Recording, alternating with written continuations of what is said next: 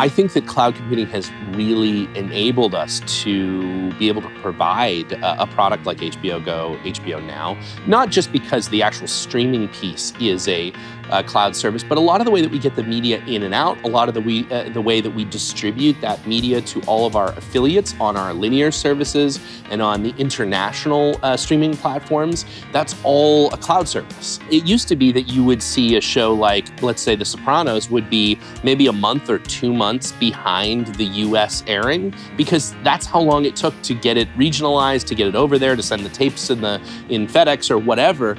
We don't have to do any of that anymore. The number of countries around the world that get a simultaneous episode of Game of Thrones, somewhere in the 190 sort of countries on a given night, on a Game of Thrones night, they'll all get that content, and everyone in those markets will be watching at the same time as we watch it here.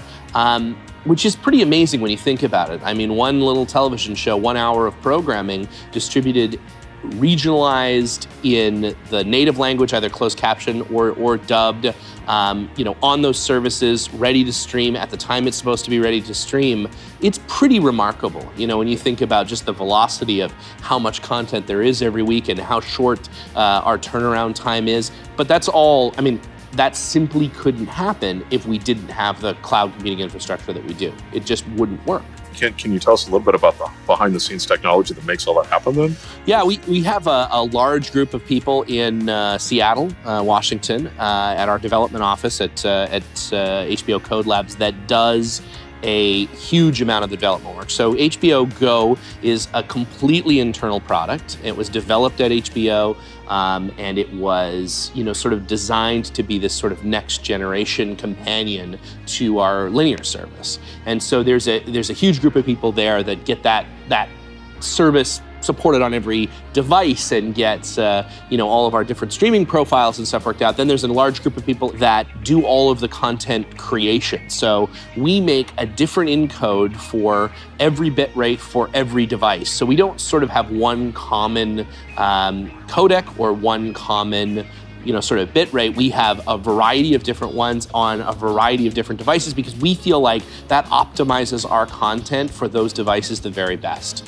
So your focus is on the quality no matter what device you're watching. Absolutely. And so we really do want to make sure that what you are looking at from an HBO Go, HBO Now standpoint is the very best that we can do, because that's the sort of promise we make to our filmmakers. We deliver in an episode to New York, to our quality control group, about 2 weeks before it airs. Once it's been passed through QC, they say everything looks and sounds up to our standards. It gets a Spanish language translation and closed captioning because we air simultaneously in the United States in both English and Spanish.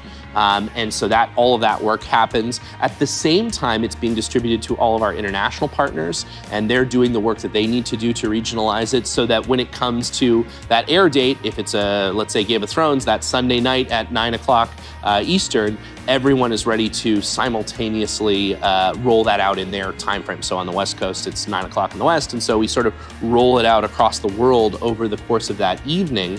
And again, that takes a huge amount of coordination, it takes a huge amount of interrelation between all of our different systems. But yeah, I think, again, it's not just the modern way of distributing content, but I think it's the only way to be competitive in a market where, streaming players like Amazon and Netflix are doing an amazing job of creating a huge amount of content and getting it to a huge amount of people. And, although we come from the legacy of broadcast and we still maintain an extraordinarily high quality in that area, we also have to offer an incredibly compelling streaming product to stay competitive.